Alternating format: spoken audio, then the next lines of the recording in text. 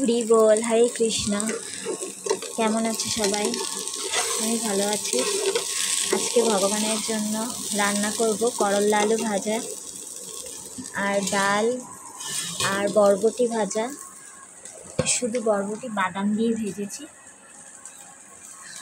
আর এই পাঁপড়, ইন্ডিয়া থেকে পাঁপড় এনেছিলাম, সেইটাই ভগবানের জন্য ভাজলাম। ইন্ডিয়ার মানুষে অনেক পাঁপড় খায়, আর আমারও খুব ভালো লাগে পাঁপড়, তাই পাঁপড় নিয়ে আসলাম ভগবানের জন্য। করলা আলু ভাজা হয়নি এখনো, আর একটু সময় লাগবে। তো আমরা ইন্ডিয়াতে গেছিলাম, অনেক দিন ছিলাম, 13-14 দিন ছিলাম। আমাদের ভিসার ডেট অল্প দেখে বেশি দিন ঘুরতে পারিনি। আমরা শ্রীধাম মায়াপুর গেছিলাম।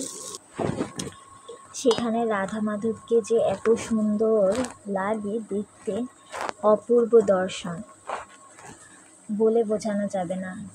নৃসিংহদেব, পঞ্চতত্ত্ব, চোখ জুড়িয়ে যায়, গেলে আর ফিরে আসতে মন চায় না।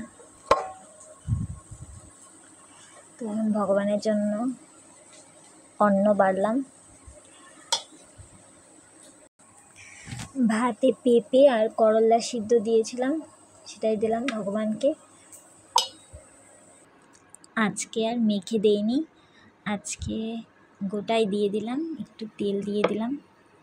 ভগবান তুমি মেখে খেয়ে নিও। পাশে একটু লবণ দিলাম।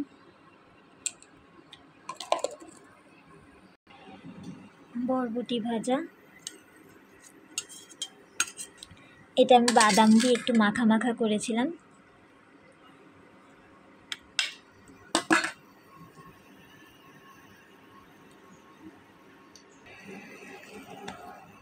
পাঁপড়টা এই পাশে দিয়ে দিলাম, থালের পাশে।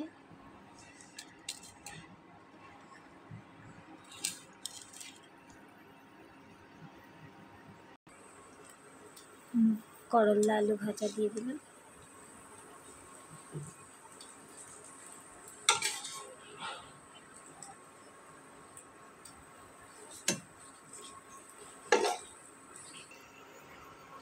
তোমরা যারা যাওনি মায়াপুর, তোমরা গিয়ে দেখবে, একবার হলেও ঘুরে